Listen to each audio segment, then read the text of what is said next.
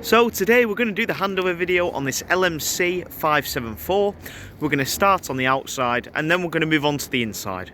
I will start off by saying that this vehicle hasn't had a valet as of yet. I'm just trying to get this video done and uploaded and sent out to you just before your collection, so at least you've got something to go off for when you come to collect. So if you can just look past any dirt or grime that you see, that will of course all be gone for when you collect. So firstly, if we come over to the passenger side, you can see that you've got your fill-up points. Open up the passenger door, and as you can see here, opening up the flap will gain you access to your diesel fill-up point, just into there. You'll need your key for that to obviously open. You can then take the cap off and fill up the vehicle. Moving around to the front of the vehicle, as this is a Ford, you'll need your key, your vehicle ignition key that is, as it can then pop into the front there, and then all you need to do is turn it to the left and then turn it to the right to unhatch the bonnet. And with the bonnet open, as you can see, it'll gain you access underneath. So the main things that you need to know underneath here is if you're ever going to jump start the vehicle. If you're jump starting, your positive terminal just connects onto here as indicated by the plus sign, so just remove that. You can see that your positive just connects onto there, and your negative, as indicated by the sticker here, just connects onto this piece here. And this is how you jump start the vehicle if you ever do need to. Just to point out a couple more things as well, as the bonnet is open, you can see that you've got your engine coolant, which is just above here, your washer fluid, which is just in here. You've then got your engine oil along with your dipstick, which is just below. You've then got your power steering fluid, and up at the top you've got your brake disc fluid. Moving around and onto the side of the vehicle, you can see that you've got your habitation door, which will obviously lead you into the heart of the vehicle. We'll go into there once we've covered the outside. You will notice at the top you have got an awning fitted to this vehicle. Now I'll send you a separate video on the awning showing you how to use it and operate it. As you can appreciate, I'm filming this one-handed at the moment with the camera in one hand, so it'll be very difficult for me to show you, so I'll send that separately. But just one thing to note and to stress on the awning is if it is a windy day, please put the awning in. You don't want any wind getting underneath there. You can buy storm straps and things like that that will, strap it down and secure it down. But what I personally say is if you do get any wind underneath there, as you can appreciate, it's like having a massive sail on the side of your vehicle. So any gust of wind could potentially rip the canvas and potentially rip the awning from the vehicle, damaging your vehicle and also others on the campsite. So just please bear that in mind. So if it's a windy day, send it in. Never leave it out at night. And of course, if it's raining and the awning gets caught in the rain, you will at some point need to pull that awning out to dry it when you've got a dry day, as you don't want to leave the awning wet, as it will then become mouldy and will begin to rot. So just bear that in mind. Moving on into the rear of the vehicle, you can see that you've got your first drain down point, which is just located down here. You've got three main drain down points in the vehicle. You've got your wastewater drain down point, your freshwater drain down point, and your boiler drain down point. They're all very important. You need to ensure that each are drained down when not using the vehicle. Now your wastewater drain down point is external, as you can see. All you need to do to drain that is to turn this valve. Now as you can see, we've nothing in the tank at the moment, so hence why nothing is draining down.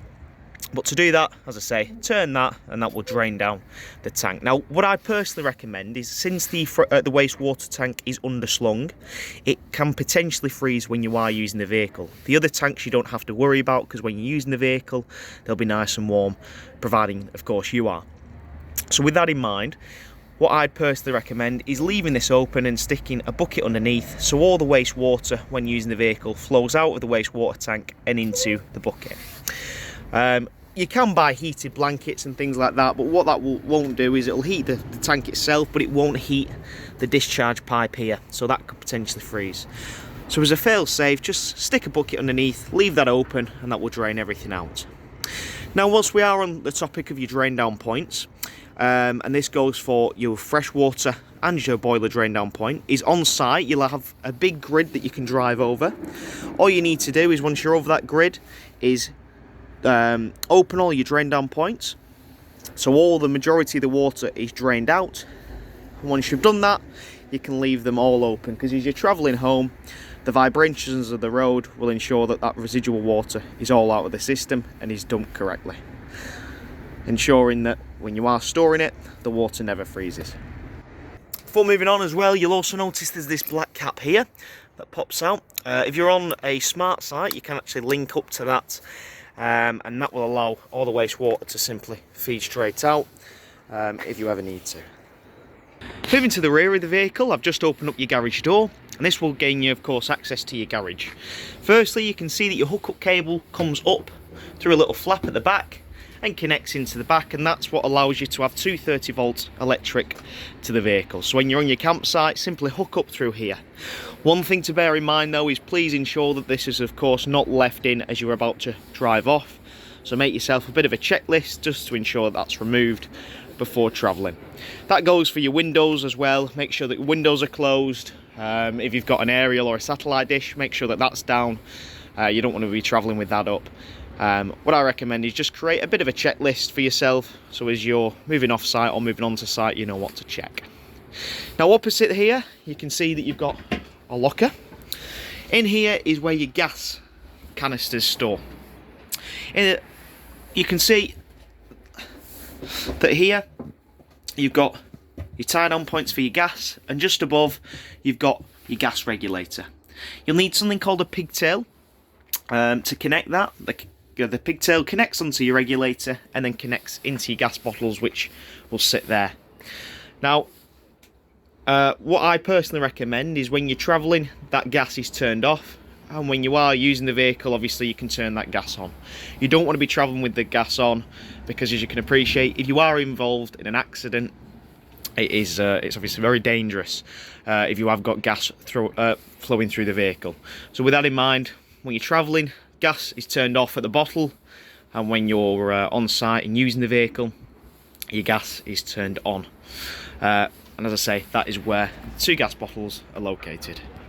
Now, in the rear of the garage, you can see that you've got your awning pole for your awning. You've also got a spare wheel, and behind that are your carpets. In the cupboard to the right is where your boiler is located, and this brings us on to your next drain down point. So as you can see, we're just in the garage at the moment, and you can see that this is access to your boiler. Now it looks very confusing, don't worry about this. The main thing that you need to know is, of course, your drain down valve. Now, as indicated by the previous customer, got a bit of writing on here to indicate that this is the drain down point. And obviously there's a few ways to, well, you can open it or close it. As I say, when you're not using the vehicle, this needs to be open to drain down the tank. And then when you're using the vehicle, of course, it needs to be shut. Now this is your drain down point, as you can see. I'm just coming around just to get a little bit better lighting on here, because I can appreciate it's quite difficult to see, so apologies for that. But all you need to do to drain this is simply turn this valve like so. So when it's facing this way, the tank is open, and when it's facing this way, the tank is closed. You'll feel it trip, so if you turn it, it just trips, and that, as I say, will drain it, and then simply turn it the other way to close it. So it's dead easy, dead simple. Please ensure that that is always drained down when you are when you're not using the vehicle. When you're using it, of course, that will need to be closed for you to get hot water through.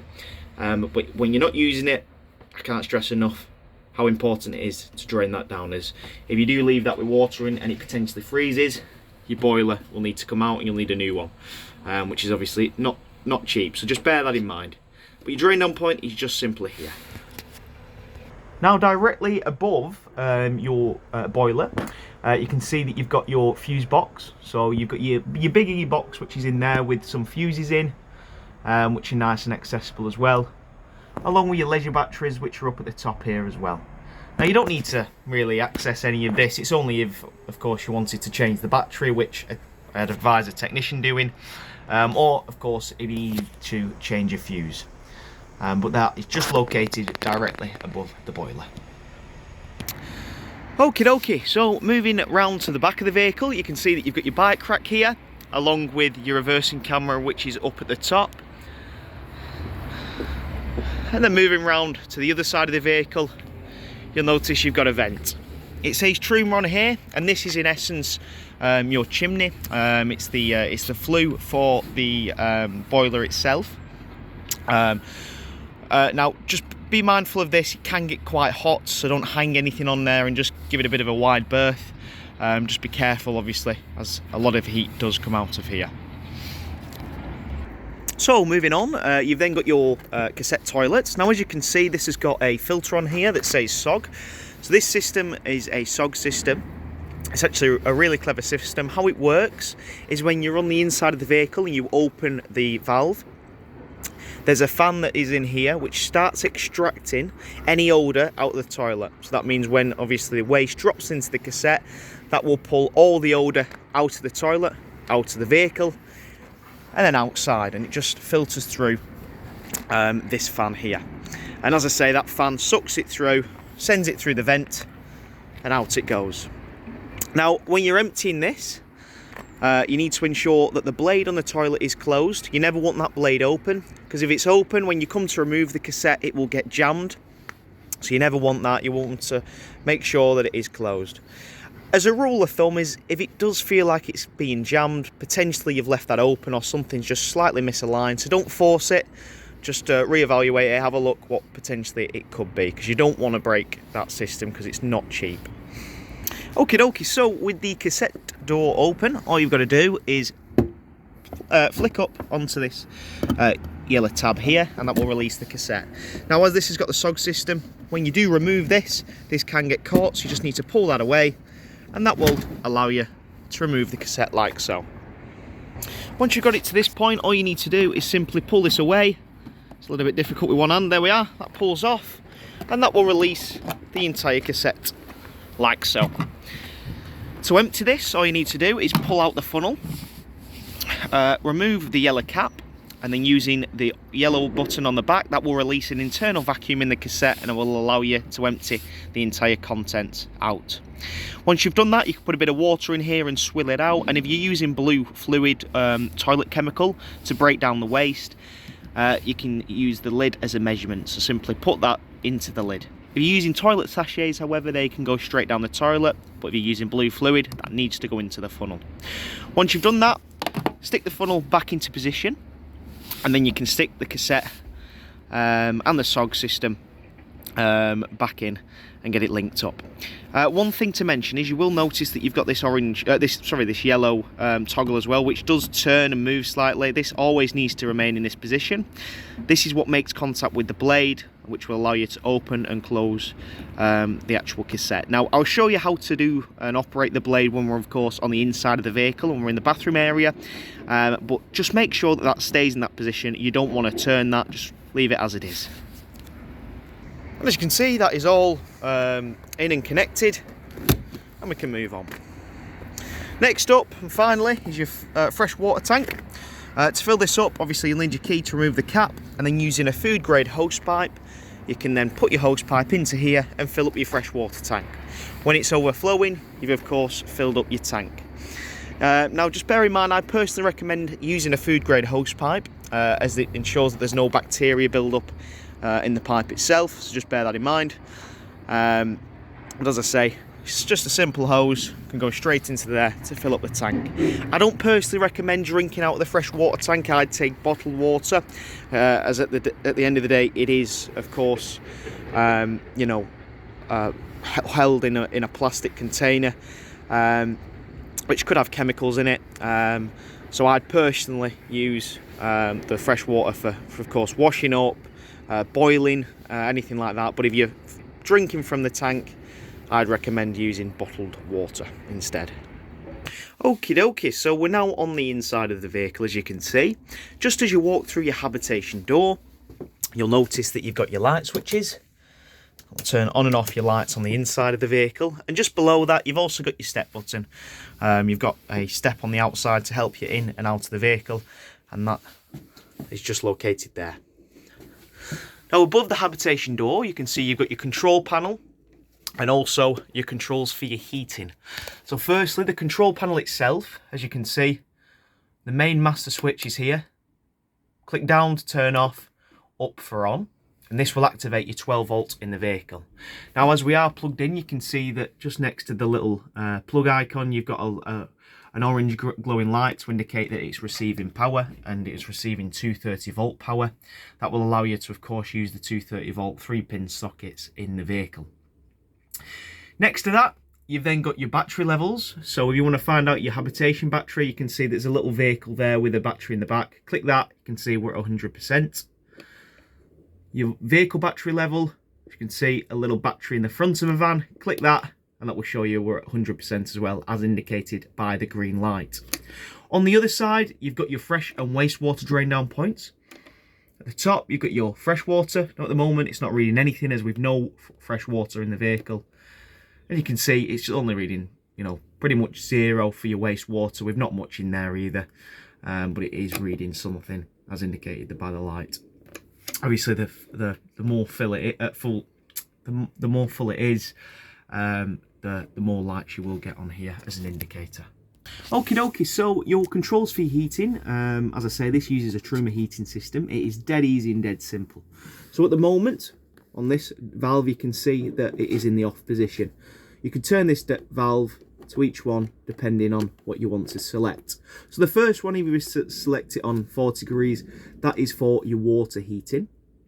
And that's if you want to run the heating, the water rather, or heat the water to approximately 40 degrees. So it's what's known as water low. And then if you want water high, you can select it all the way up to 60 degrees, as you can see, just by turning this toggle, like so. Just turn that off for the time being. And that depends, obviously, how fast you want that water to heat up, and also what you are doing. So if you are washing up, you'll probably want it on the 60 degrees, but if you're taking a shower in the vehicle, you'll obviously want it on 40 degrees. Now below, if you just want to operate your vehicle's heating, you can see that there's a little flame here. That flame symbol indicates the vehicle heating itself, so you can flick it down to that, and that will just purely heat the vehicle instead of the water. And then if you want to heat both the water and the vehicle itself at the same time, flick it all the way down to the bottom here, and that will do both. 9 times out of 10 you will want both, so you'll flick it down to the bottom, and then you'll be good to go. You'll notice when I turn this on as well, there's a green light that indicates here you've also got a valve here, not a valve, rather a knob here that turns. You can then change the intensity depending on your choice or your preference. On the other side, you've then got the option of what you're going to fuel the heating with. So you can either run it off electric, gas, or a combination of gas or electric. At the moment, it would be set to gas. Now, I've no gas in the vehicle, so this wouldn't work. And you can see I've not got anything turned on at the moment, so it's not trying to pull anything through. But if I was to run it off gas, leave it onto this symbol here, they get the single gas flame. If you're wanting to run it off electric, you've got 1 kilowatt electric, as indicated by the little squiggle there, and then 2 kilowatt electric is up at the top.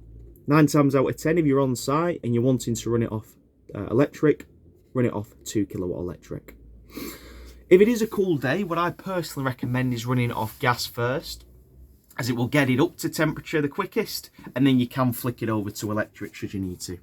Failing that, you do have the option of putting it on a mixture of gas or electric, gas and electric rather, and that is done just below, so you can either have it run it off gas and 1 kilowatt electric, or gas or 2 kilowatt electric. So it's dead easy, dead simple. It's just all done through a dial, as you can see. So it's dead simple. Now next to that, you'll notice there's a little sensor here. This is the heat sensor for the temperature in the vehicle. So turning around, you can see we've got access to your lounge. Above your cab, you've got some curtains. They just press stud onto here, and they will allow you to black out your cab for a little bit of privacy. Now underneath the forward-facing travelling seats is where your freshwater tank is located. So I'm just going to take this off now and show you where your drain down point is for that. And as you can see, I've just removed your table, popped up your seat cushions, and this is where you can gain access to your fresh water tank. As I say, this brings us on to your final drain down point, which is actually in the tank itself. So to drain this down, all you need to do is remove this cap, like so, and then there'll be a chain that's located in here.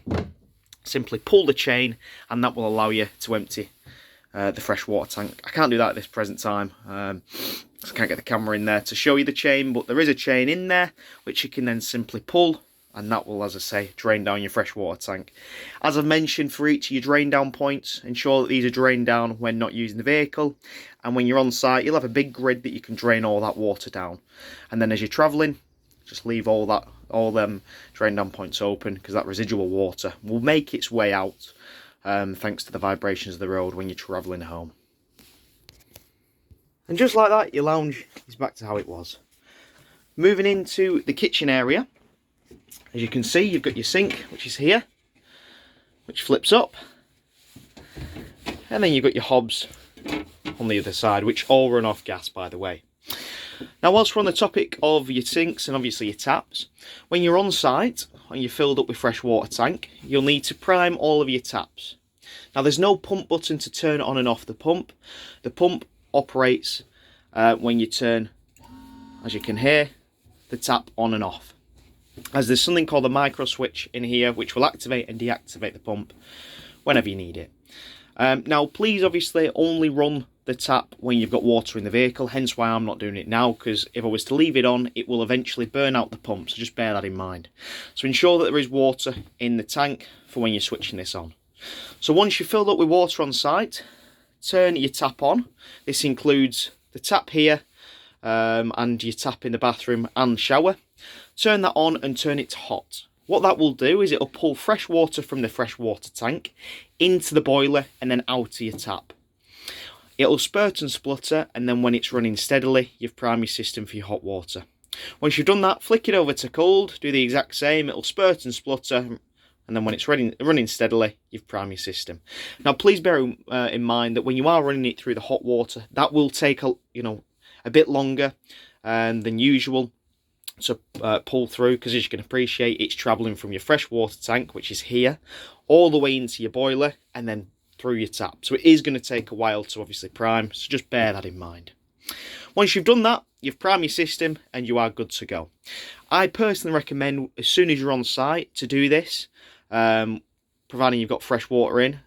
So flick it over to hot first, because what that will do is it'll ensure that that boiler is primed and got full of water, so that when you turn on your heating for your water, that boiler can begin heating it up. If that's the first thing that you do on site, by the time you've got round to wanting to use your hot water, that water will be nice and hot. Unlike at home where your boiler is instant hot water, with this it's going to take a good 30 to 40 minutes, depending on what time of year you're using the vehicle to heat up. So just bear that in mind. Next up is your fridge. So this is a Dometic fridge, and it's a 3-way fridge. The reason it's a 3-way fridge is there's 3 ways to run it, in essence. So as you can see here, you've got a little valve. At the moment it is off. You can then turn this to each option. So if you're running it off electric, which I could do now because I'm plugged in, simply flick it over to your little electric lead or electric plug icon. If you're running it off the battery, the leisure battery for when you're travelling, you can flick it over to your leisure battery. And then if you're wild camping, you want this to run off gas, you can flick it over to the gas flame. Now, a lot of people think that they can run the fridge off the 12-volt leisure battery when they're wild camping, i.e. not hooked up. However, that is not the case. If you do that, it will not allow you to run the fridge off it, because in essence it would kill the battery of all of its power. It draws quite a lot of power, this fridge, so it'll only allow you to run it off the battery when you're travelling with the ignition on, as this vehicle has got a built-in alternator which will send power from the vehicle battery through the alternator, powering up the leisure battery to then power the fridge. So just bear that in mind. When you're wild camping, gas only, and when you're travelling, it's your 12-volt leisure battery. 9 times out of 10, if you're on site, you'll of course just run it off your 230-volt. But failing that, obviously, you know what to do. On the other side, you've then got a temperature gauge, so you can change the temperature of the fridge. And if you are running it off gas, you've got a little igniter switch as well. You can flick that on and feed the gas through. You've also got a little unlock and lock button for the fridge for when you're travelling. And with the fridge open, the fridge is below and your freezer is up at the top. Now next up, you can see that you've got your bed along the back. It's a really spacious bed actually. Obviously you've got your garage, which is right at the back, and then here you've got a little bit of storage that is accessible on the inside of the vehicle. In here is a really good bit of hanging space, but you've also got your RCD breaker. So if the vehicle ever trips, you can come to this point and obviously resolve the issue. As you can see, to help you up into bed, you've also got some ladders should you need them. Okie dokie, so next up we've got your bathroom area. So you've got the shower on one side and obviously your toilet on the other. Now this toilet can move back and forth to give you a little bit more space for your legs, which is quite handy, and you can also swivel the top of it so your legs can obviously sit in the shower, so you've got a little bit more space. Now the blade that I keep making reference to is this piece of plastic here. Pull it towards you to open it, press it away for you to close it. You'll notice when I opened that, you may have heard a pump sounding, or what sounded like a pump. That is actually your fan for the SOG system. So as soon as you open that, it will start extracting the odour that's inside the cassette. So when you're using it, open it up, let all the waste drop in, and then using the blue button, which is up on the top of the cassette there, that will activate your flush and empty the cassette. You've also got a little indicator switch on there which will light red when you need to empty the cassette. Once you've done that, close the blade. You close the blade for two reasons. The main reason being is it does stop any additional odours from escaping, but most importantly is it just gets you into the habit of that being closed when you come to remove the cassette. You don't run into the issue of it being jammed. Now as we come out of the bathroom, the final thing to mention is you've obviously got another light switch here. You've also got a switch here with a glowing button. That will actually is an isolator switch for if you want to use the 3-pin plug. So click that and that will allow you to access, or use rather, the 230 volt plug, which is just below it. Otherwise, flick that up so it's off. And that concludes the handover video on this LMC. I hope you enjoyed.